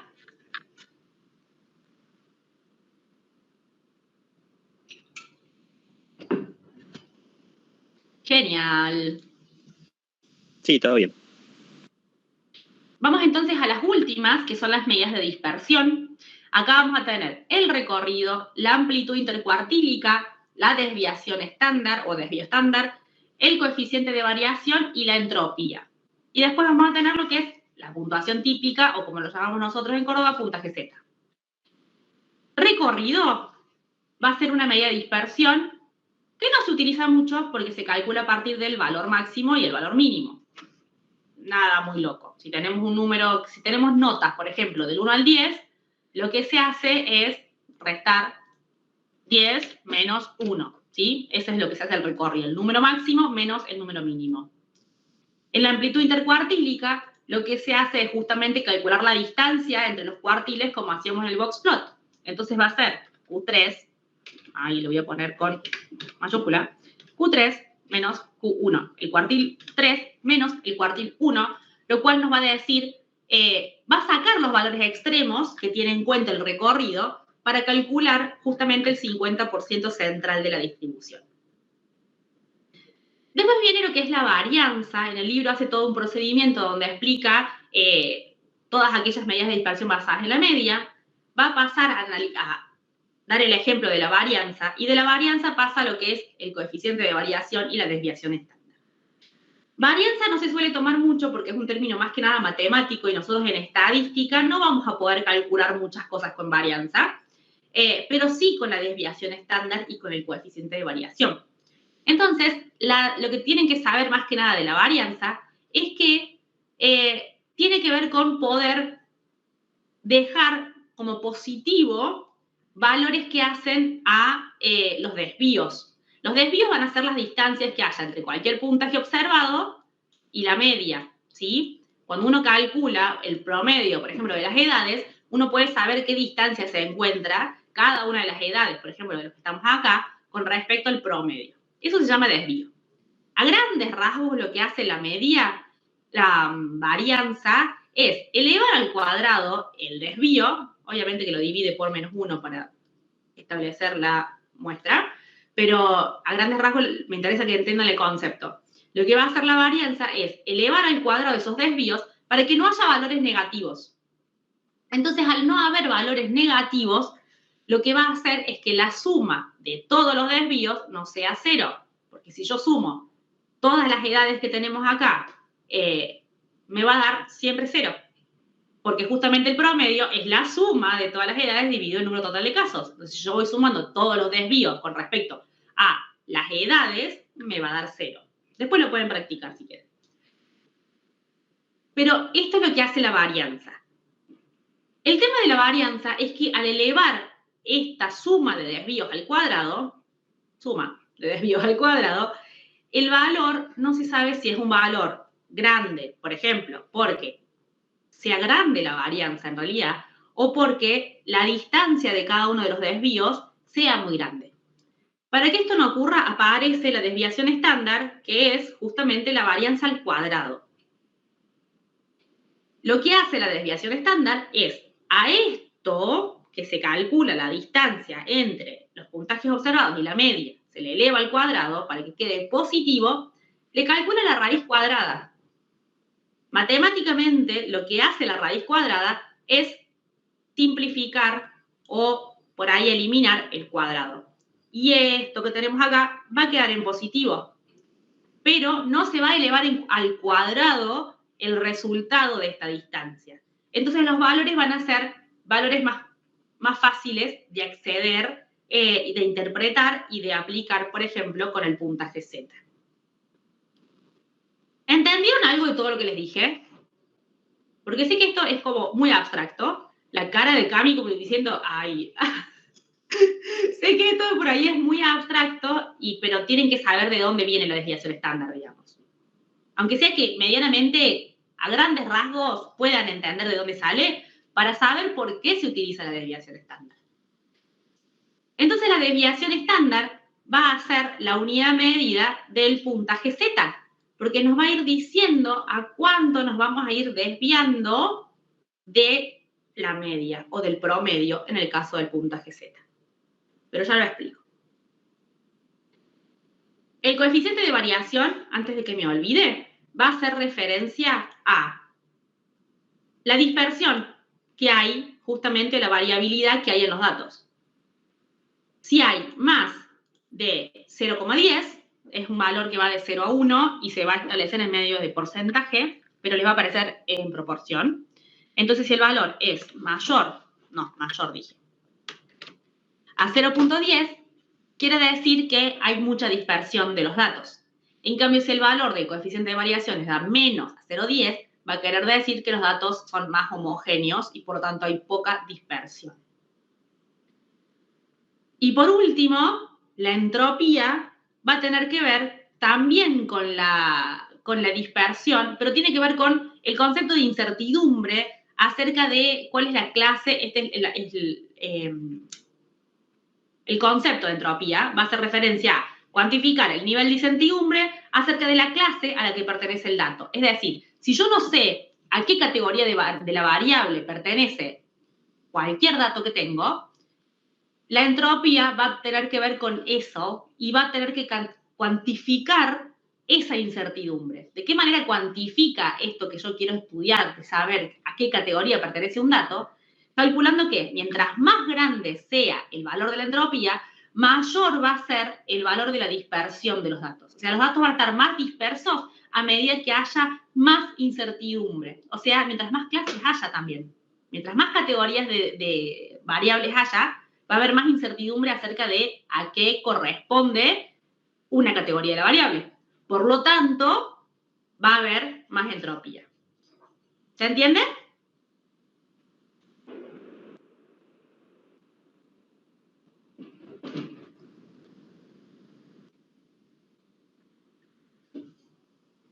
Ay, qué silencio. Me da miedo cuando se hacen esos silencios así.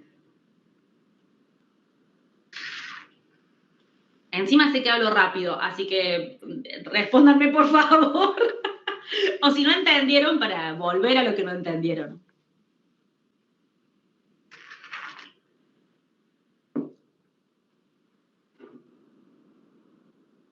O se fueron todos. Acá dijeron no, chao. Gracias, May, gracias.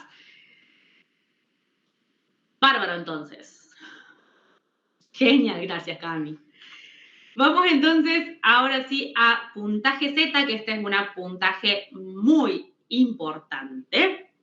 Van a tener igual el video para que lo puedan repasar. Pero más que nada, la importancia era que ustedes entendieran el concepto de cada uno de ellos. Bueno, sí, el valor de más 10 y que mientras más grande es la entropía, hay mayor dispersión. Eso es como que le tiene que quedar más en claro. Se los voy a anotar. Yo les hago los resúmenes por ustedes, no sé si se dieron cuenta. Mayor dispersión.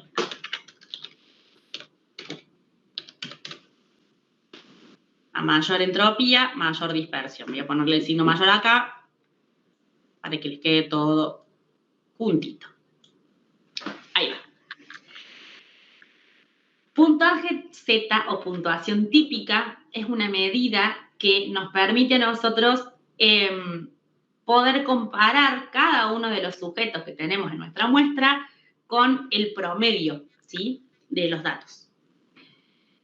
Entonces, algo clave que tienen que saber sí o sí es la fórmula de puntaje Z, la tienen que saber y la tienen que saber aplicar y la tienen que saber entender.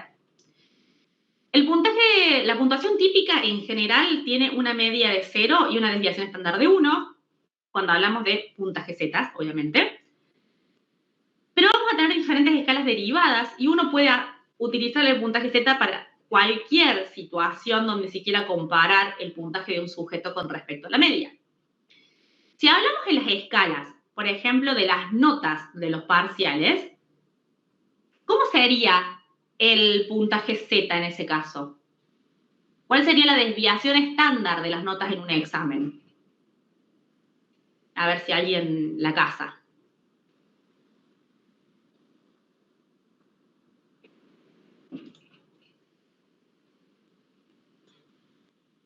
Pongamos que en un examen yo tengo notas que van del 1 al 10, ¿sí? ¿Cuál sería, en ese caso, la desviación estándar? ¿De cuánto en cuánto se evalúa? 4, dice ahí Daniel. No. En este caso, sería de 1 en 1 la desviación estándar. Porque tenemos 1, 2, 3, 4, 5 y así hasta llegar a 10. Entonces, por ejemplo, si yo tengo una persona que tiene un puntaje observado de, no sé, pongamos que se sacaron un 7 en el examen de mañana. Y pongamos que el promedio en el parcial del año pasado se sacaron un 6. Vamos a poner acá media de 6. Sabiendo que las notas van de 1 en 1, yo ya puedo decir que el puntaje Z de esta persona es ¿cuánto? Una desviación estándar por encima de la media sería. Exacto, muy bien. Una desviación estándar por encima de la media. ¿Por qué? Porque yo lo que hago es directamente sumar la desviación estándar a la media. El puntaje observado a la media, ver cuántas desviaciones estándar hay.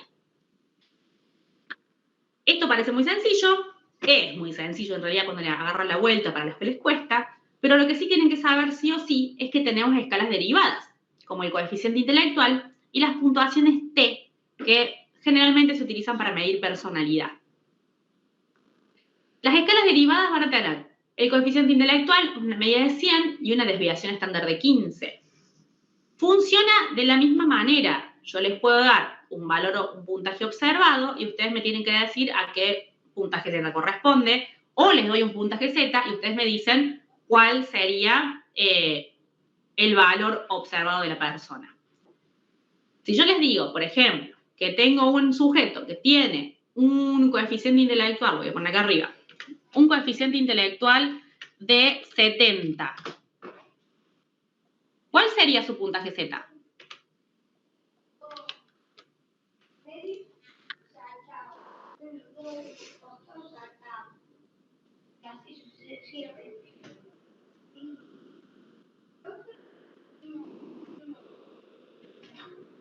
¿Lo están calculando o no lo entienden?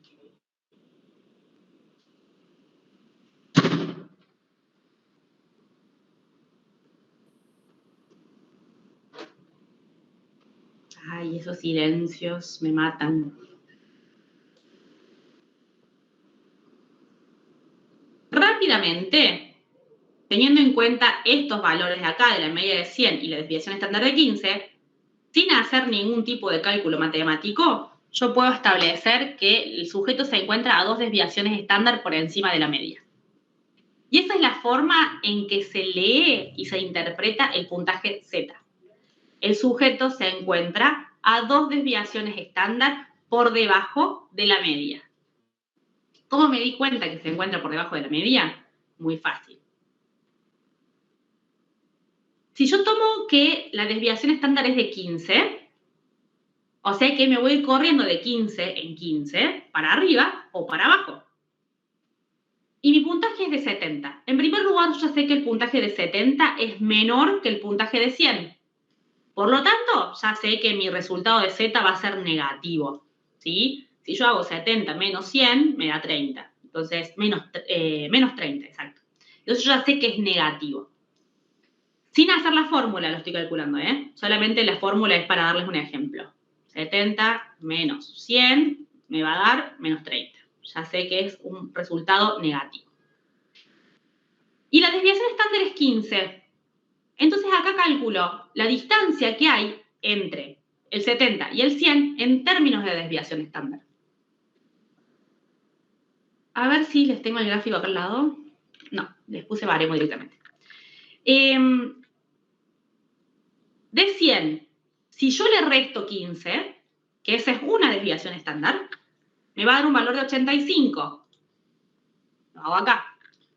100 menos una desviación estándar sería 100 menos 15. Esto me daría 85. Ahora bien, si yo hago 100 menos 2 desviaciones estándar, sería 100 menos 30. Por lo tanto, perdón, acaba de entrar un gato que nada que ver en mi casa. O sea, tranqui, se manejó el señor, pasó por la ventana como quien no quiere la cosa y está ahí oliendo. Así que bueno, voy a estar atenta que no se agarre con mi gata. 100 menos 2 desviaciones estándar sería 100 menos 30, por lo tanto sería 70. Entonces acá yo ya puedo decir que el valor de 70 implica 2 desviaciones estándar. ¿Sí? Entonces mi resultado va a ser que Z es menos 2. ¿Se entendió o no se entendió? Hola. El cagazo que tiene el gato encima. Decime, Coco. Sí, o sea que para que podamos calcularlo siempre nos tienen que dar el valor del desvío estándar, ¿no? Y la media. Y la media. Siempre te tienen que dar... O lo calculamos nosotros. No. El valor de la media y de la desviación estándar te lo tienen que dar siempre. Porque si no, no tenés cómo calcularlo. Lo que puede faltar es o el puntaje Z o el puntaje bruto. Pero vamos a... Perfecto. Quiero que lo veamos, que lo trabajemos juntos en otro lado para que lo calculen mejor. Voy a dejar de compartir un segundo y voy a compartir otra pantalla.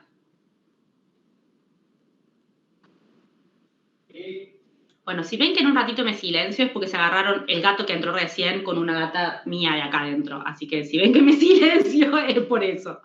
Porque están ahí como que no saben qué onda.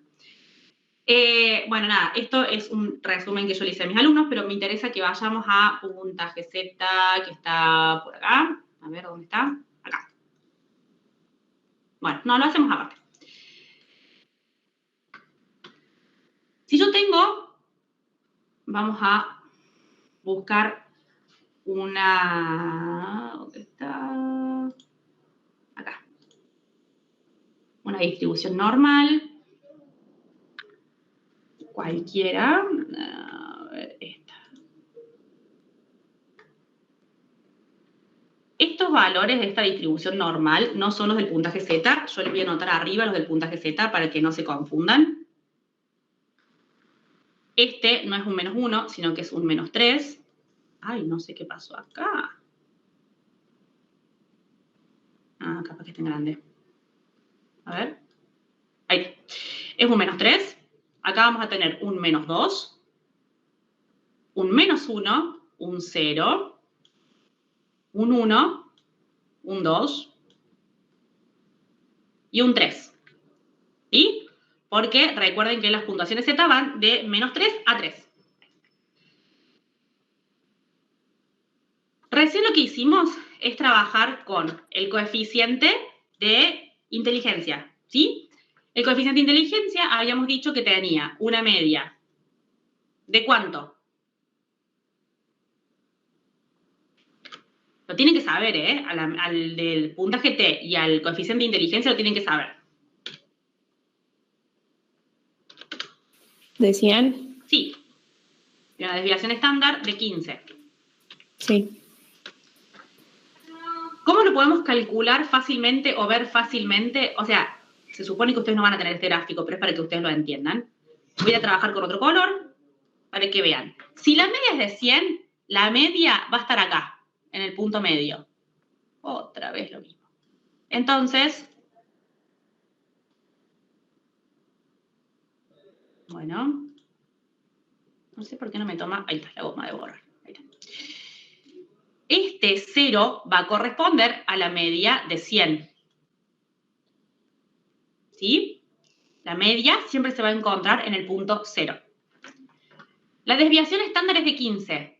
¿Cuál es la desviación estándar? Dijimos que era la unidad de medida. Entonces, va a ser la distancia que hay entre cualquiera de estos valores. Esto implica 15. Esto implica 15. ¿Por qué? Porque tiene las condiciones de la variable intervalar. Cada una de estas distancias, esto implica 15, ¿sí? Cada una de las distancias implica 15. En el caso de la inteligencia, ¿no? En el coeficiente de inteligencia. Entonces, si yo les dije recién que teníamos un puntaje observado de 70,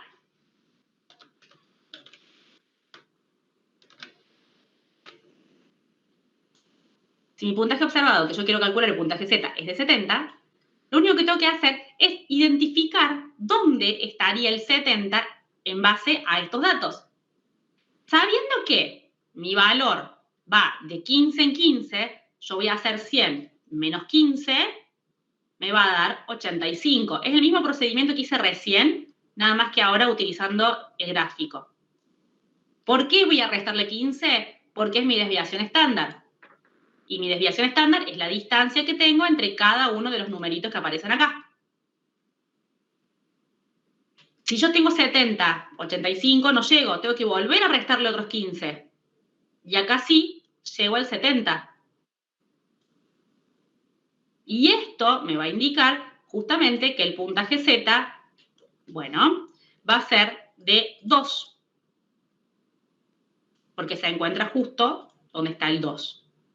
¿Se entiende? Sí. Bien. Entonces yo quiero que ustedes ahora, para ver que realmente lo entendieron, me digan, ¿cuál sería el puntaje de un sujeto que tiene un puntaje Z de 3?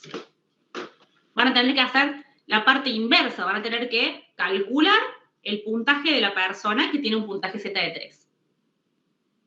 ¿Cómo sería?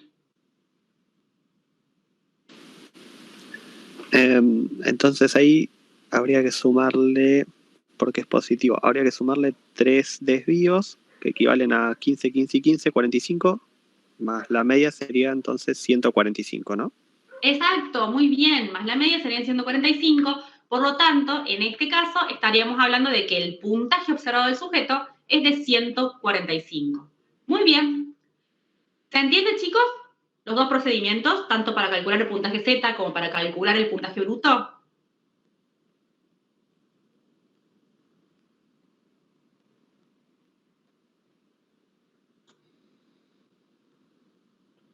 Sí, esta parte es más complicada, pero sí, creo que va. Bien, ¿el resto?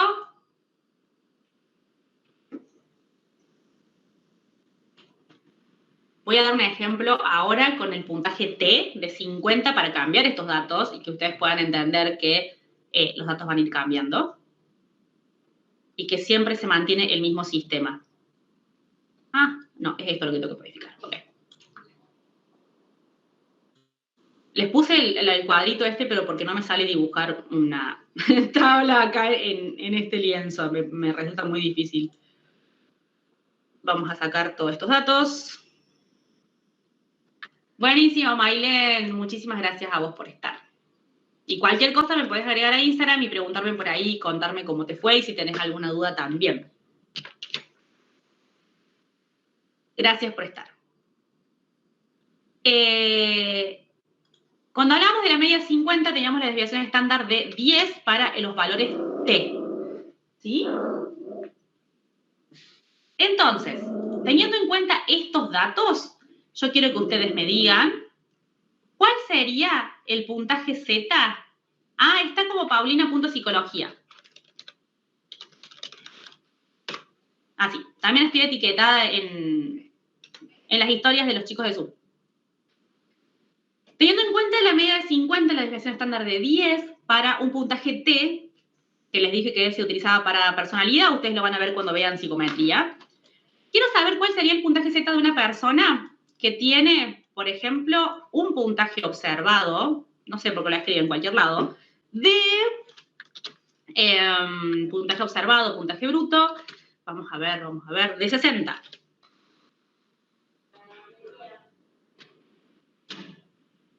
¿Cuál sería el puntaje Z de esta persona que tiene un puntaje bruto de 60?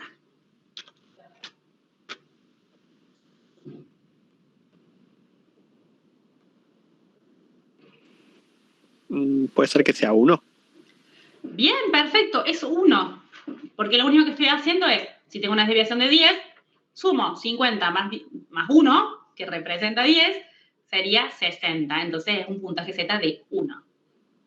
Y si tengo un puntaje Z de menos 2, ¿cuál sería el puntaje de la persona?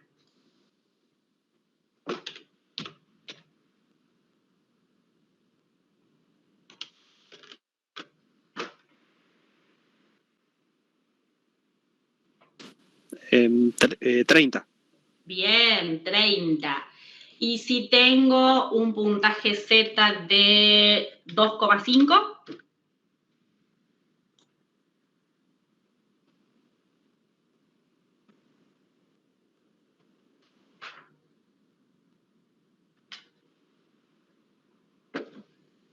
bien, Cami, 75, exactamente, muy bien, muy bien.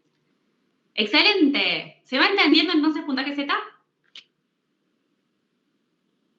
La idea es que ustedes practiquen todo el tiempo con diferentes valores esto. Y además tengan en cuenta la lectura que tienen que hacer con respecto a esta información. Siempre que el puntaje Z tenga un valor positivo, va a ser, por ejemplo, en este caso, el sujeto se encuentra a 2 desviaciones estándar y media por encima de la media. En el caso que tenga un valor de negativo y que sea menos 3, por ejemplo, el sujeto se encuentra a 3 desviaciones estándar por debajo de la media. No se dice el signo, lo que se dice es si está por encima o si está por debajo. Esa es la clave para que ustedes puedan decirlo bien al puntaje Z. Bueno, seguimos entonces con la unidad 4. Capítulo 4 de Bolonia, ¿no? Es unidad número 3 todavía para ustedes. Profe. Sí. Y de lo que nos explicó recién del tema de varianza y desvíos, eso que tenía toda esa fórmula grandota, eso, ¿ahí nos pueden llegar a pedir que calculemos algo? ¿O es no les van a pedir que calculen nada. Creo yo, ¿no? No suelen pedir que calculen ese tipo de datos. A lo mejor les pueden llegar a hacer calcular la media, que ustedes ya saben, se suman y se dividen. Pero, por ejemplo, el cálculo de percentil no va, el cálculo de cuartil no va, el cálculo de la media como punto, como marca de clase no va, el cálculo de varianza creo que tampoco va. Ahí tienen un listado con todas las cosas de cuáles son los cálculos que no van. Por eso yo los voy obviando, digamos, a los cálculos que la profe les dijo que no iban. Genial. Bueno, vamos entonces, así terminamos. Ya queda poquito, lo que queda es más fácil. Esta unidad es por ahí la que más cuesta. Ah, me olvidé, falta baremo. Bueno, baremo es una tabla de puntuaciones donde se empiezan a utilizar los percentiles, los puntajes Z. La idea es que esto yo tomé un baremo de un profe de acá de Córdoba, de psicometría, donde se ve el inventario de ansiedad competitiva, que es cuánta ansiedad le produce una persona, que se utilizó para una escala de running. Entonces se ve los 3 factores, que es la ansiedad cognitiva, la ansiedad somática y la autoconfianza del sujeto. La idea de cómo leer un baremo es tener en cuenta que para cada uno de los factores vamos a tener un puntaje original o puntaje bruto de la persona y que ese puntaje bruto se va a correlacionar con algún percentil, por ejemplo, el de 50, ¿sí? Entonces, una persona que tiene un valor 9 para ansiedad cognitiva va a estar en un percentil 50 y en un rango percentilar, dejando el 50% de los casos por debajo. Chao, Mili, que andes bien y gracias por sumarte. Esa es la idea de los baremos. A lo sumo les pueden decir que interpreten alguno de los valores que están en el barómetro, pero no les han tomado baremos en años anteriores, me parece. Pero bueno, era importante que ustedes lo tuvieran. En vez de percentiles puede estar también el puntaje Z, ¿sí? El valor del puntaje Z que corresponde a cada uno de estos puntajes originales. Ahora sí, en la unidad número 3 tenemos la relación que se puede hacer con respecto a las variables. Vamos a tener que la relación puede ser de 4 formas: por asociación, en relación al tiempo, en relación a la dirección y en relación a la intensidad. Chau, Lu, que andes bien. Gracias por sumarte. Cuando hablamos de en relación a la asociación, se empiezan a ver lo que son las tablas bivariadas o de contingencia, que acá la idea es que ustedes pueden diferenciar entre qué son las frecuencias conjuntas y las frecuencias marginales y también distinguir la dimensión de la tabla. Acá les traje una tablita para que veamos esto. La dimensión de la tabla siempre se va a calcular como filas por columnas. Y no es que algo que se calcula, sino es algo que se lee o se expresa, ¿sí? Entonces, lo que se hace es sumar la cantidad de filas, que son las de acá abajo, y la cantidad de columnas, que son las de arriba. En este caso tenemos 1, 2, 3 y 4 columnas, y filas, perdón, y 1, 2, 3 columnas. Entonces, nuestra dimensión de la tabla va a ser 4 por 3. No se calcula, solamente se dice cuántas filas por columnas tenemos. Como cuando queremos hacer un cuadro de comparación en Word y ponemos en la tablita y ponemos la cantidad de filas y la cantidad de columnas que tenemos, es exactamente lo mismo. En esto no se tienen en cuenta los totales. Después dijimos que teníamos las frecuencias conjuntas. Las frecuencias conjuntas son aquellos valores que representan, que están en el medio y que implican dos variables distintas. Por ejemplo, tenemos 40 personas de nuestra muestra que vienen de un tipo de hogar monoparental paterno y tienen una relación con los pares de rebeldía. Esa es la frecuencia conjunta. La frecuencia marginal va a hacer referencia a los totales. Entonces, podemos decir, por ejemplo, que tenemos 100 personas de la muestra que presentan una relación con los pares de liderazgo. O que tenemos 40% de la muestra que presentan un tipo de hogar nuclear. Esto puede estar dado tanto en frecuencias absolutas, como vemos acá, como en frecuencias relativas, o sea, puede estar en términos de proporción o en términos de frecuencias porcentuales. ¿Se entiende esto? Sí. Es bastante sencillo. Esta unidad 4 es como re simple. Después, en relación al tiempo, vamos a tener dos clasificaciones de acuerdo a si son simétricas, es decir, de que las dos variables se presenten al mismo tiempo, o asimétricas, que una anteceda a la otra. Nosotros en psicología generalmente trabajamos con las asimétricas porque vamos a pretender que Y cause Y, perdón, X cause Y, ¿sí? Una cosa que no les dije es que en relación de variables siempre se trabaja con dos variables o más, y que en este caso vamos a trabajar con dos, pero teniendo en cuenta que los eventos son multicausales. Entonces no solamente X va a causar Y, sino que va a haber un montón de otras variables que también se van a poner en juego para que causen Y, pero bueno, vamos a centrarnos en una en este caso, ¿sí? Cuando es asimétrica sabemos que una antecede a la otra. Por ejemplo, si ustedes tienen algún ejemplo, me viene re bien que tiren para decirles si está bien o está mal. Se me ocurre estudiar va a anteceder a la nota que me voy a sacar en el examen. Si no estudio, lo más probable es que no apruebe, pero para presentarme a un examen, antes voy a tener que estar estudiando, ¿sí? Entonces, en la relación entre nota del examen y las horas de estudio, la relación va a ser asimétrica. Si yo hago deporte, aumento mi rendimiento físico. Entonces, también va a haber una relación de asimetría. Primero voy a hacer deporte y después voy a aumentar mi rendimiento físico. ¿Qué más? Bueno, en general, la mayoría de las cosas en psicología tienen que ver con esta relación al tiempo, si son simétricas o asimétricas. En el maltrato de los padres en la infancia puede generar conductas delictivas en los adolescentes. Mentira, estoy inventando, no es que todos los que sean hijos de padres maltratadores van a ser delincuentes, pero es un ejemplo de lo que se suele estudiar. Incluso la mayoría de los estudios que hay en psicología se basan en esto, ¿sí? En si hay una que antecede a la otra y después hacen prueba de hipótesis que ustedes lo van a ver para el segundo parcial.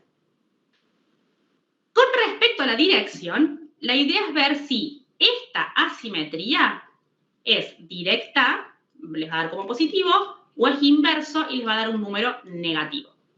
Va a ser directa cuando una variable aumenta y la otra también. Por ejemplo, a mayor horas de estudio, mayor nota en el examen. ¿Sí? Las dos variables aumentan los grados que tienen. Y va a ser inversa cuando una aumenta y la otra disminuye. Por ejemplo, a mayor horas de estudio, menos ansiedad. Pongámosle, no sé, a mí me genera más ansiedad estudiar, pero pongámosle que a mayor horas de estudio, menos ansiedad, porque se supone que uno va con más seguridad. Esa sería una variable asimétrica. ¿Se entiende la diferencia entre las dos? Sí, perfecto. Buenísimo. Esto nos da pie para entrar a lo que es el concepto de intensidad, que ustedes lo ven en el capítulo 5 de Bolonia, con los diferentes coeficientes de correlación. Y acá vamos a tener que los coeficientes se van a asociar a los diferentes tipos de niveles de medición. Por eso demoré tanto y machaqué con los niveles de medición del principio. Cuando trabajamos con variables que son nominales, vamos a utilizar la Q de Kendall-Joule, la B de Kramer. Cuando trabajamos con variables ordinales, la R de Spearman. Y cuando trabajamos con variables cuantitativas, la R de Pearson. Lo que hay que tener en cuenta acá es que, chao Dani, muchas gracias por estar. Cuando trabajamos con variables nominales, acá en este caso no nos va a importar el signo. Sí, lo tengo, acaba de pasar por abajo mío de los pies. Esto es como... Siempre pasa algo cuando hay una clase. Una vez una gata mía apagó la compu, en el medio del Meet, así, se apagó la compu, porque pisó el botoncito. Ahora me entró un gato que no vi nunca en la vida por la ventana y está ahí dando vueltas por toda la casa, entonces estoy así como atenta a que no pase nada. Lo que les iba a decir, para variables nominales no nos va a importar el signo, o sea que no vamos a poder interpretar la dirección. No importa el signo que tenga la relación. En cambio, entre variables ordinales y cuantitativas, sí nos va a interesar el signo que hace referencia a la dirección, que es lo que yo les decía recién. La relación va a ser directa si el signo que tenemos en la correlación sea positivo, y la relación va a ser inversa si el signo que tenemos es negativo. Entonces, cuando uno ve la relación o la intensidad, uno puede establecer si esas variables se relacionan de manera directa, de manera inversa, y a su vez fuerte o débil. ¿Sí? Esas son las 4 formas que tenemos nosotros de poder clasificar con respecto a la intensidad. Mientras más cercano a 1 o a menos 1, porque la intensidad se va a medir en coeficientes que van de 0 a 1, 0 más menos 1, mientras más cercano a 1 se encuentre, la intensidad va a ser fuerte. Esto lo tienen que saber. Cuando se acerca a 0, la intensidad es débil. Pero si es 0, las variables son independientes. O sea, si nos da el coeficiente de correlación 0, no hay relación entre las variables de estudio. Yo acá les puse 2 ejemplos. Un R64 nos va a indicar que es directa, como dijimos antes, porque es positivo, pero también nos va a indicar que la relación es fuerte, la intensidad es fuerte, moderada o grande en el caso de Pearson. El R de Pearson va a decir que cuando es mayor a 50 es grande. Y acá tenemos un RS de Spearman de menos 30. Entonces vamos a decir que la intensidad es moderada, porque es un 30, y es inversa la relación, porque es un signo negativo. ¿Se entiende, chicos, esto? Acá no es importante que ustedes sepan cada una de los cálculos de la intensidad, porque eso lo hace un software estadístico como el Infostat, el Statistics o cualquiera que utilicen. sino que puedan interpretar los datos, porque en el examen generalmente les dan salidas de InfoStat para que ustedes, o de Statistics, para que ustedes aprendan. Bien. Acá yo les puse algunos tipos de correlaciones. Cuando no hay correlación, o sea que las variables no están relacionadas, va a aparecer con todos los puntitos así uno al lado del otro, no hay correlación. Bien, el gato se acaba de ir por la ventana. Acá tenemos entonces dos variables que no están relacionadas, por lo tanto el coeficiente de correlación va a ser 0. Cualquiera sea una RS de Spearman o el que sea, va a ser 0. Esta es una correlación lineal positiva, pero es moderada. La diferencia, fíjense, entre esta donde los puntos están más dispersos, a esta donde los puntos claramente muestran una cercanía con una línea que va entre medio.